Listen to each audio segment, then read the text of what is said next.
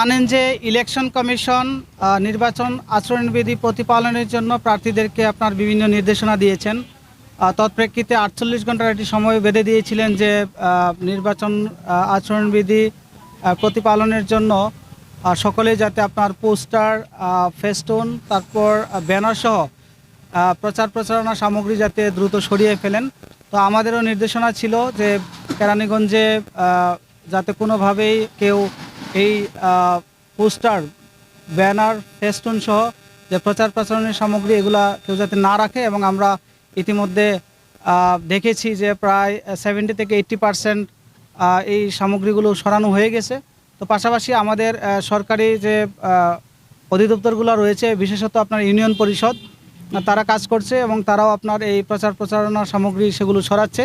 আজকে আমরা যে দেখলাম যে এখানে আমরা বাংলাদেশ সেনাবাহিনী, র্যাব, পুলিশ, আনসার সহ আইনশৃঙ্খলা রক্ষাকারী বাহিনী সহ আমরা একসাথে অনেকগুলো কেন্দ্র এবং গুরুত্বপূর্ণ স্থান পরিদর্শন করেছি। সেখানে আমরা কিছু ব্যত্যয় দেখেছি যে অনেকের কিছু পোস্টার রয়েছে যেগুলো আমরা সরিয়ে দিয়েছি এবং পাশাপাশি ইতিমধ্যে আমরা ফোন কলের মাধ্যমে তাদেরকে জানিয়েছি যে তাদের এই পোস্টার এবং বিভিন্ন যে প্রচার প্রচারণার সামগ্রী রয়েছে এগুলো সরিয়ে নেওয়ার জন্য, এবং পাশাপাশি আমরা সরাচ্ছি এবং আমরা বলছি যে যদি কোনো ধরনের এর ব্যত্যয় ঘটে, এই নির্বাচন কমিশনের যে নির্দেশনা রয়েছে সেই নির্দেশনা প্রতিপালনে যদি ব্যত্যয় ঘটে, অবশ্যই আমরা আচরণবিধি প্রতিপালন না করার জন্যে আমরা অবশ্যই তাদের আইনানুগ ব্যবস্থা নেব তাদের বিরুদ্ধে। আমরা ইতিমধ্যেই আইনশৃঙ্খলা রক্ষাকারী বাহিনী আমরা একটি মিটিং করেছি। সেই মিটিংয়ে আমাদের কিছু সিদ্ধান্ত হয়েছে। সেই সিদ্ধান্ত মোতাবেক আমরা তৎপর রয়েছি যাতে কেরানীগঞ্জে কোনো ধরনের পলিটিক্যাল স্যাবোটেজ বা অন্য কোনো ধরনের দুর্ঘটনা না ঘটতে পারে, সেই জন্য আমরা তৎপর রয়েছি।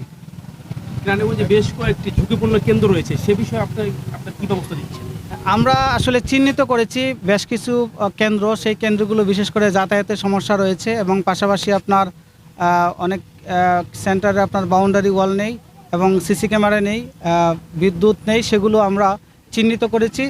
সেই অনুযায়ী আমরা ইতিমধ্যে ব্যবস্থা নিয়েছি এবং যেগুলো বাকি রয়েছে সেগুলোর ব্যাপারে আমরা ব্যবস্থা নিচ্ছি এবং আমরা ঝুঁকিপূর্ণ কেন্দ্র চিহ্নিত করছি। যেই কেন্দ্রগুলো আপনার ঝুঁকিপূর্ণ হতে পারে, যে কোনো ধরনের এইখানে ইনসিডেন্ট ঘটতে পারে, সেই ঝুঁকিপূর্ণ কেন্দ্রগুলো আমরা চিহ্নিত করে পরবর্তীতে যাতে আমাদের আওতার মধ্যে থাকে সেই জন্য আমরা আইনশৃঙ্খলা রক্ষাকারী বাহিনী সেখানে বেশি করে ডেপ্লয়েড করব, যাতে ইলেকশনের দিন বা এর আগে পরে কোনো ধরনের কোনো দুর্ঘটনা না ঘটে।